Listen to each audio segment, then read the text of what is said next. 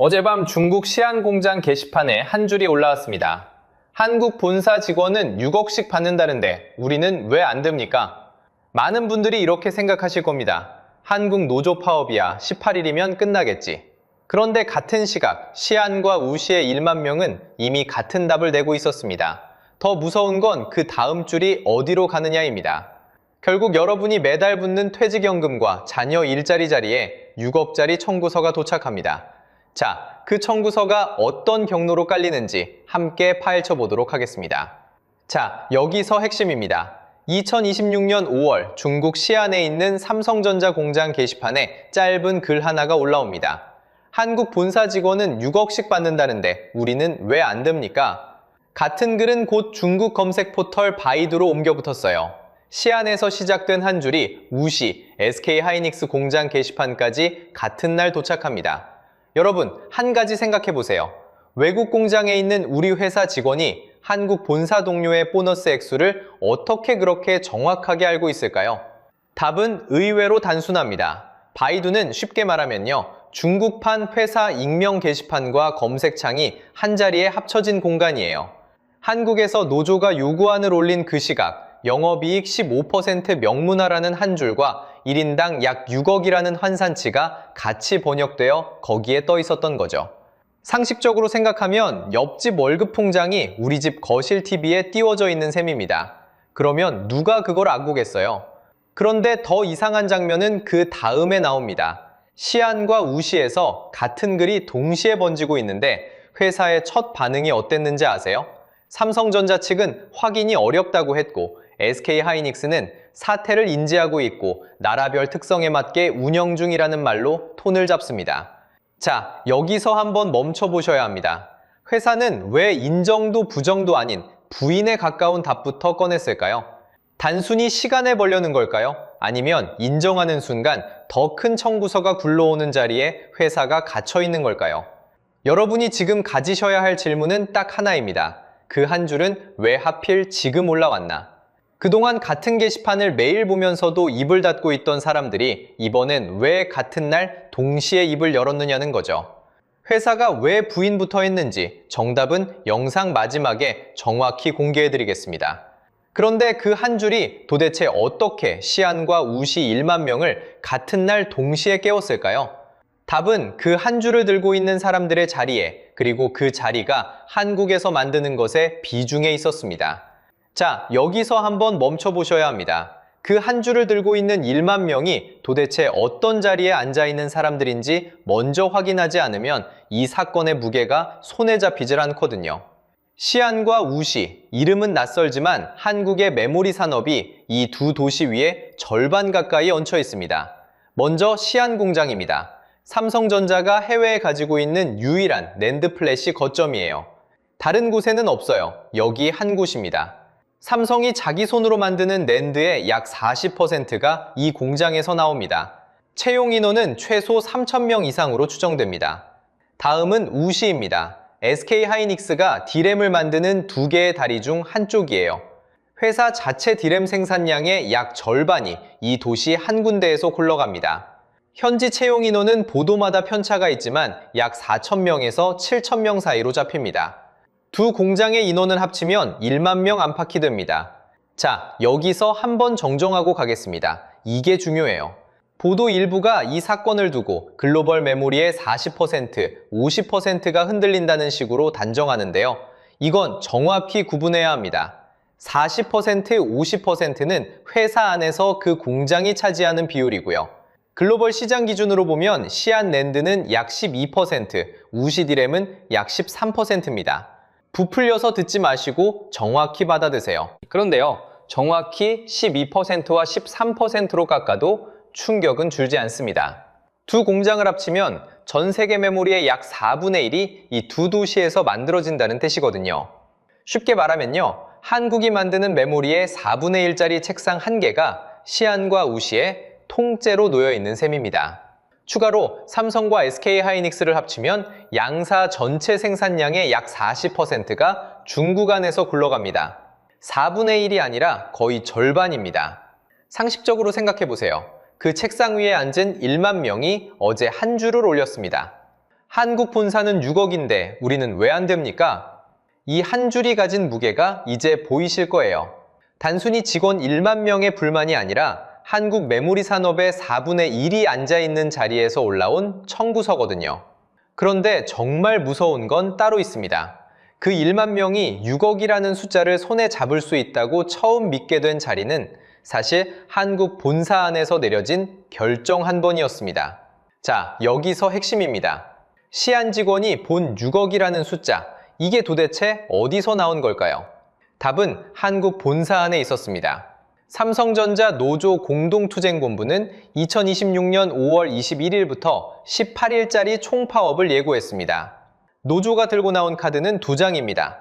하나는 반도체 부문 영업이익의 15%를 보너스 재원으로 계약서에 박는 것, 또 하나는 OPI라고 부르는 초과이익성 과급의 50% 상한선을 아예 없애는 것입니다.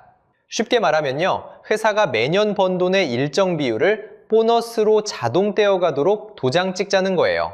숫자로 보면요, 가정한 영업이익 270조에 15%를 곱하면 약 40조 5천억이 나옵니다.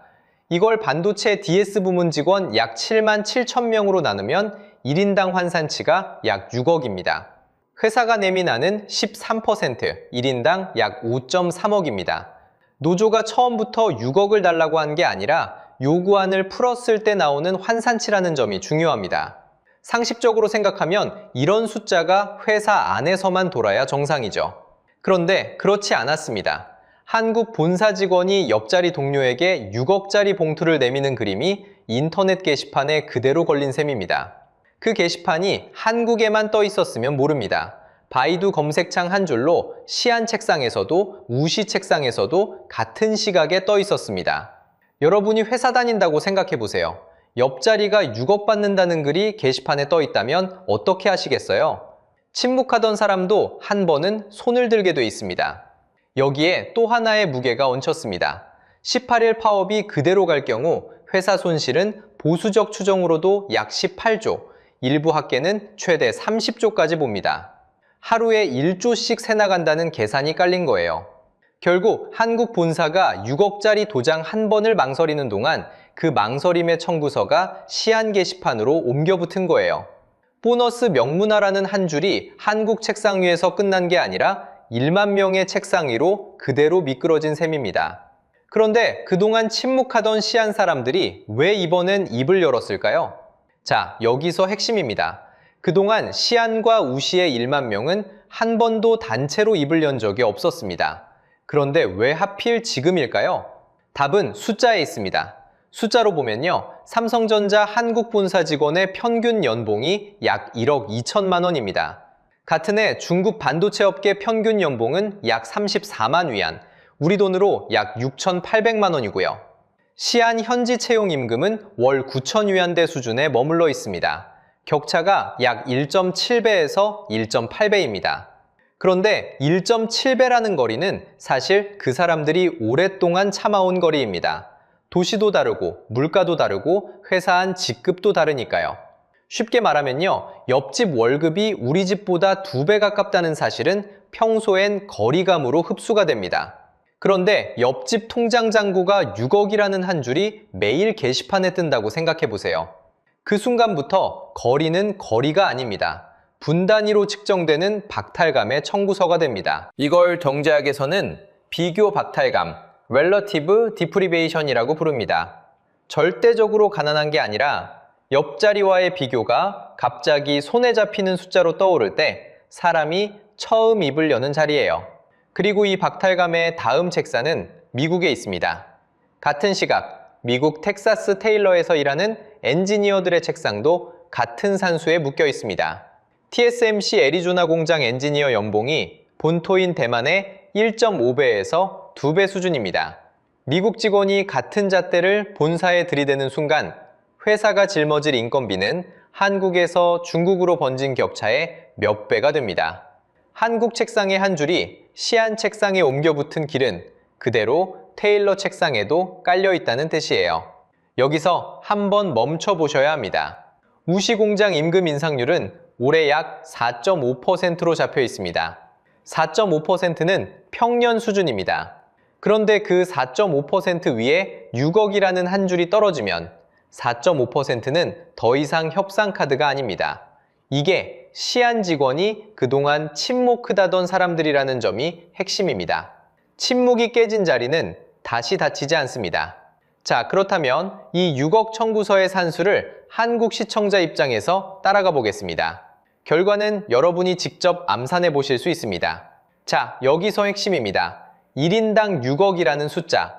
그 돈이 진짜로 통과되면 어디서 빠지는지 한국 시청자 자리에서 정확히 따라가 보겠습니다. 숫자로 보면요. 노조가 요구한 보너스 재원은 약 40조입니다. 이 40조가 어느 책상에서 빠지는지 5자리를 한 자리씩 따로 떼어 보겠습니다. 먼저 첫 번째 자리, 삼성전자가 2024년 한 해 동안 미래를 위해 쓴 R&D 투자가 약 37조 7천억이었습니다. 1년 동안 새 기술을 만들기 위해 쓴 모든 돈, 그 책상을 통째로 비워 옮겨도 약 2조 3천억이 더 듭니다. 다음 자리, 같은 해 419만 소액주주에게 돌아간 배당금이 약 11조였습니다. 노조 요구 40조와 비교하면 3.6배입니다. 쉽게 말하면요. 동매반장 회비는 똑같이 내는데 잔치는 한 집만 차리는 셈이에요. 세 번째 자리, 옆 회사. LG U+ 1인당 성과급이 2024년 약 2,700만 원이었습니다. 삼성 노조 요구 환산 1인당 6억과 비교하면 22배입니다. 같은 한 구간 직장인 옆자리에 22배짜리 봉투가 한 번 더 놓이는 자리입니다. 네 번째 자리, 5,100만 국민과 노조 7만 5천 명, 비율은 680대 1입니다. 다섯 번째 자리, 평택 T5 새 라인 한 동을 짓는데 약 60조가 듭니다. 노조 요구 40조는 그 라인 한 동의 약 80%입니다. 새 라인 한 동, 그 안에 들어갈 청년 일자리가 그 자리에서 비는 거예요. 상식적으로 생각하면 우리 집 항아리에서 쌀 한 대박씩 다 같이 떠가는데 가마 앞에는 옆집 식구만 둘러앉아 있는 그림입니다. 결국 1인당 6억짜리를 통과시키면 빠지는 자리는 R&D 책상, 주주배당, 청년 일자리, 새 공장 라인 자리입니다. 결국 1인당 6억짜리를 통과시키면 419만 명자리에서 빠지는 건 1인당 약 2만 6천 원입니다. 결국 그 청구서는 R&D 책상에서 한 번, 주주 자리에서 한 번, 청년 일자리에서 또 한 번 깔리는 거예요. 지금 통쾌해 보이지만 이 산수가 굴러가는 동안 청구서는 여러분 자리로 옵니다. 그런데 같은 시각 외부 책상 3곳이 이 산수에 다른 답을 내고 있었습니다. 자, 여기서 핵심입니다. 한국 안에서 6억 산수가 굴러가던 그 시간, 한국 밖의 책상 3곳은 이미 다른 답을 적고 있었습니다. 그 첫 번째 책상이 외국 자본 책상입니다. 그런데 같은 시각, 외국인 투자자들은 삼성전자 보통주를 던지고 우선주만 사들이고 있었습니다. 보통주 우선주 괴리율이 연초 26%에서 32%까지 벌어졌습니다. 쉽게 말하면요. 의결권이 붙은 표는 던지고 의결권 빠진 할인표만 줍는 거예요. 결혼은 하되 함께 살지는 않겠다. 한 침대는 안 쓰겠다는 자세입니다.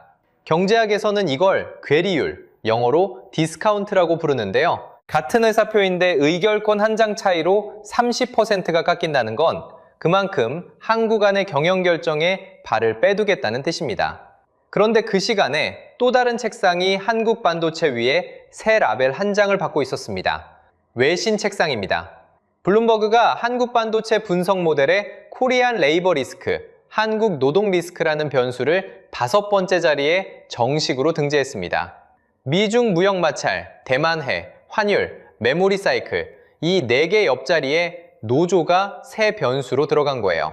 이게 흔히 말하는 국가 리스크 프리미엄입니다. 그 나라에서 사업하는데 추가로 붙는 보험료라고 보시면 됩니다. 그런데 같은 시각 미국 텍사스 테일러시 책상에서는 또 다른 카드가 깔리고 있었습니다. 삼성이 약 22조 원을 투자한 공장이에요. 원래 4나노로 짓던 걸 2나노로 격상하고 월 생산을 2.5만 장에서 5만 장으로 2배 키웠습니다. 거기에 테슬라 AI6 칩 약 23조 원어치 수주가 이미 책상 위에 올라와 있어요. 시안 1만 명이 6억을 부르던 그 시간 미국 책상에는 23조짜리 주문서가 쌓이고 있던 겁니다. 그런데 여기서 한번 멈춰 보셔야 합니다. 같은 회사가 미국에서 만들면 얼마가 더 빠지는지 숫자로 보면요. TSMC 애리조나 공장 마진은 8%, 같은 회사 대만 공장 마진은 62%입니다. 미국에서 만드는 순간 회사가 손해주는 비율이 8분의 1로 깎이는 자리예요. 시안 직원이 6억을 손해 잡으면 다음 차례인 테일러 직원에게 같은 잣대를 댈 수 없겠습니까? 그 잣대가 한 번 더 위로 튀는 순간 회사 마진은 두 자리에서 한 자리로 떨어집니다. 외국 자본도 보고 있다는 안도감이 들지만 그 시선의 방향은 결국 우리 자리로 돌아옵니다. 외국인이 한 침대 안 쓴다는 그 자세, 블룸버그가 박은 그 라벨, 테일러 책상에 23조 주문서, 이 셋이 같은 답을 적고 있었어요. 한국 노조 요구가 통과되면 그 청구서는 시안 1만 명에서 멈추지 않고 테일러 책상까지 올라갑니다. 자, 여기서 핵심입니다.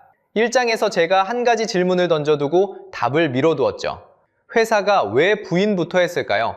그 답이 바로 이 자리에 있습니다. 먼저 한쪽 길부터 보시죠. 미국 상무부는 시안과 우시 공장에 들어가는 첨단 반도체 장비를 1년 단위 승인제로 묶어두고 있습니다. 쉽게 말하면요, 그 공장에 들어가는 미국 장비 한 대 한 대를 매년 새로 허락받아야 한다는 뜻이에요. 그런데 미국산 장비 없이는 회로 선폭을 줄이는 미세공정 전환 자체가 사실상 불가능합니다. 시안과 우시 공장을 더 첨단으로 키우는 길이 정치 변수에 묶여 좁아지고 있는 거예요. 그러면 다른 쪽 길은 어떨까요?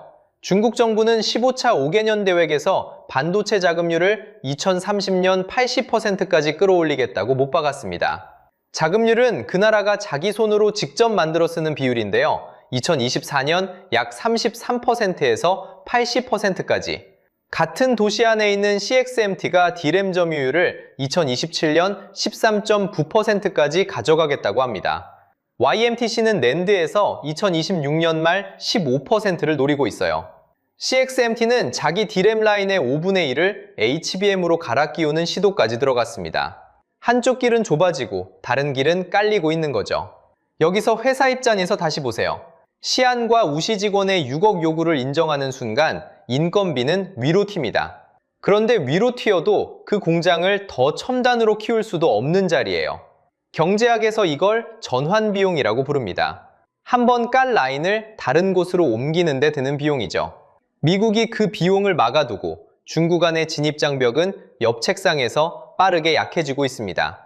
회사가 왜 부인부터 했는지 답이 여기에 있습니다. 인정하는 순간 인건비는 위로 튀고 그 공장을 더 첨단으로 키울 수도 없는 자리이기 때문입니다. 결국 비용은 늘고 미래 가치는 멈춥니다. 한쪽에서는 청구서가 두꺼워지고 다른 한쪽에서는 그 청구서를 받는 공장의 가치가 매년 깎여나가는 거예요. 비용은 늘고 미래 가치는 멈추는 자리. 회사가 부인부터 한 자리는 바로 그 자리였습니다. 이중공세 안에서 그 청구서가 어디로 깔리는지 마지막에 여러분의 자리에서 다시 보겠습니다. 자, 여기서 핵심입니다. 시안 게시판에 올라왔던 그 한 줄. 그 한 줄이 텍사스 테일러 공장 책상 위로 옮겨 붙는 건 시간 문제입니다. 미국과 대만 엔지니어 인건비 격차가 이미 1.5에서 2배예요. 한국에서 중국으로 깔린 도미노가 미국 테일러로 한 칸 더 넘어가는 순간 다음 청구서는 비용 폭증 한 글자로 도착합니다. 같은 게시판이 같은 줄을 들고 책상마다 한 번씩 더 깔리는 거죠. 그 청구서를 받는 자리가 어디일지 지금부터 정확히 짚어드리겠습니다. 해결책은 멀리 있지 않습니다. 첫째, 419만 소액주주의 의결권을 한 자리에 묶어내는 일입니다. 노란봉투법이 2026년 3월 10일에 시행되면서 회사와 주주가 노조원 개인에게 손해를 묻는 응징카드는 좁아졌습니다. 그러나 의결권 카드는 그대로 남아 있습니다. 상법 363조의 2 주주 제한권은 6개월 이상 보유 0.5에서 1%면 회사 안건을 직접 올리는 길을 열어두거든요. 둘째, 회사가 내민 영업이익 13%, 협상선이 정말로 시청자 자리를 지키는 선인지 직접 검증하는 일입니다. 셋째, 시안과 우시에 묶인 책상을 평택 P5 60조 라인과 테일러 본격 양산 일정으로 분산시키는 인재구조 재설계입니다. 한 책상에 모든 미래를 올려놓지 않는 일이죠. 여러분이 어디에 서 계신지 한번 보겠습니다. 퇴직연금에 삼성전자가 들어있는 직장인, 자녀가 반도체와 대기업 취업을 준비 중인 부모, 419만 소액주주, 그리고 비반도체 동료, 어린이날 직전에 매칭 그랜트 100건이 끊긴 그 자리, 어린이 병동, 희귀질환 약값에 쓰이던 1만 원이 사라진 그 자리에 서 계신 분들입니다. 지금 통쾌해 보일 수 있지만 이 산수가 불러가는 동안 청구서는 결국 여러분 책상 위로 도착합니다. 여러분은 이 청구서가 도착했을 때 어디에 서 있고 싶으신가요? 댓글로 적어주세요. 다음 영상에서는 평택 P5 60조 라인의 진짜 정체를 파헤쳐 보겠습니다. 오늘 영상이 유익하고 재밌으셨다면 구독과 좋아요 부탁드리겠습니다. 영상 제작에 큰 힘이 됩니다. 다음 영상에서 뵙겠습니다.